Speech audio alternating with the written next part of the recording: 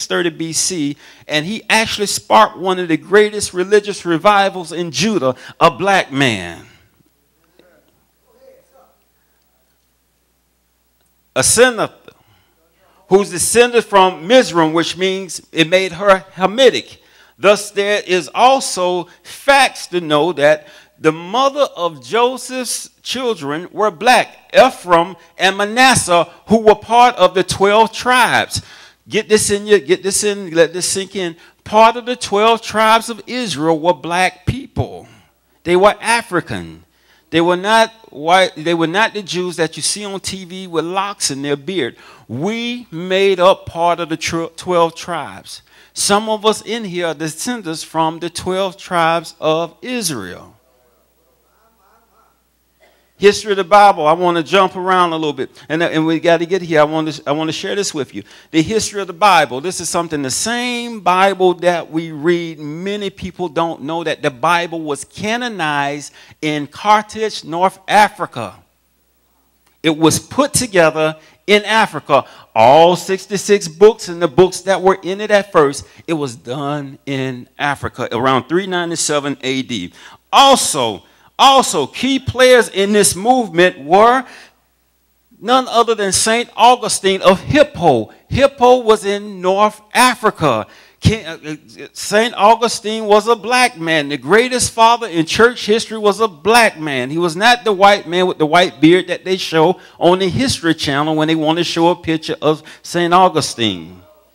Also, St. Athanasius yelled out at the Council of Nicaea, "Let there be 27 books in the New Testament and no more." They called him Black Dwarf. He was from Egypt. One of the second greatest church fathers was St. Athanasius. He was a black man who was responsible for the 27 books of the New Testament, and also fought to make sure that the Trinity, the Father, Son, and Holy Ghost, was part of the Christian doctrine. A black man.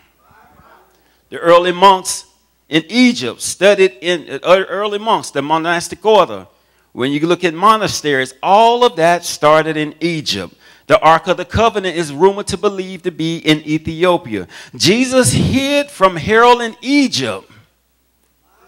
The Bible was translated from Greek and Hebrew into Latin in Egypt by Jerome, another black man. You can just say it loud, "I'm black and I'm proud." If we move over into the New Testament, it's getting ready to get deep, y'all.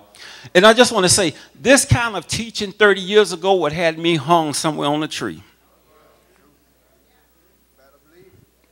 This would not have been accepted.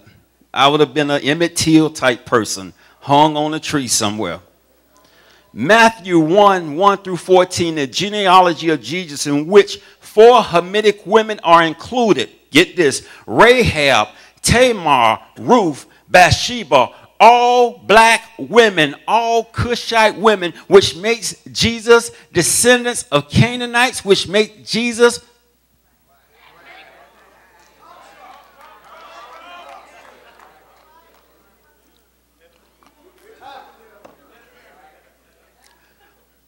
when Joshua went to the promised land was Canaan.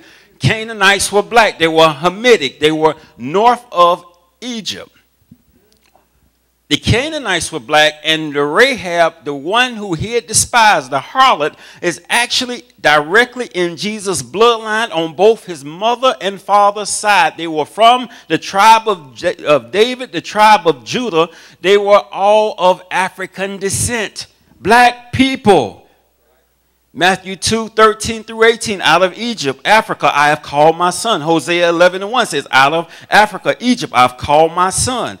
Acts 2:9 through 10, the Jewish pilgrim that gathered at Pentecost included persons of African descent, notably the Edomites of Mesopotamia and those from Egypt, Libya, and Cyrene. Cyrene was in Libya. The Simon of Cyrene that you talked about a couple of Wednesdays ago was from Libya. Black people.